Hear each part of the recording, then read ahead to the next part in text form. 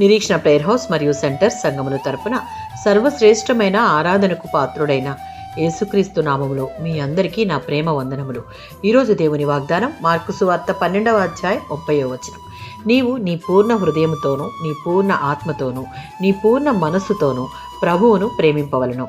Mark సువార్త 12వ అధ్యాయం 30 నుంచి 37 వచనాలలో శాస్త్రులు యేసును ఆజ్ఞలన్నిటిలో ప్రధానమైనది ఏది అని అడిగినప్పుడు ఆయన వారికి జవాబుగా చెప్పిన 2 ఆజ్ఞలు ఈ వచనాలలో మనం చూడవచ్చు. నీవు నీ పూర్ణ హృదయంతోనూ, పూర్ణ ఆత్మతోనూ, పూర్ణ మనస్సుతోనూ, పూర్ణ బలంతోనూ నీ దేవుడైన ప్రభువును ప్రేమించాలి. మరియు 2వది, నీవు నిన్ను వలె నీ పొరుగు వారిని ప్రేమించాలి అని బదులిచ్చాడు. దేవుని ప్రేమించాలనే మొదటి ఆజ్ఞలోనే పొరుగువారిని ప్రేమించాలనే ఆజ్ఞకు మూలం ఉంది.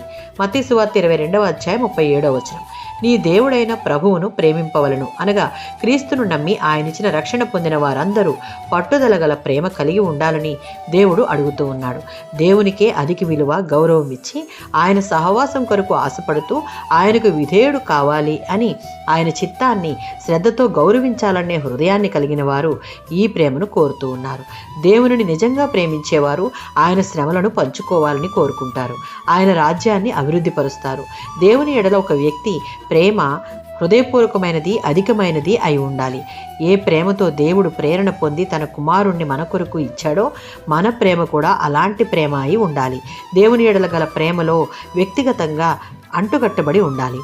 స్థిరమైన విశ్వాసం కలిగి ఉండాలి. నైతిక ప్రమాణాలు కలిగి, హృదయపూర్వకమైన భక్తి శ్రద్ధలు కలిగి ఉండి, దేవుని సన్నిధి కొరకు, ఆయన సహవాసం కొరకు కోరికను కలిగి ఉండాలి. ఆమేన్.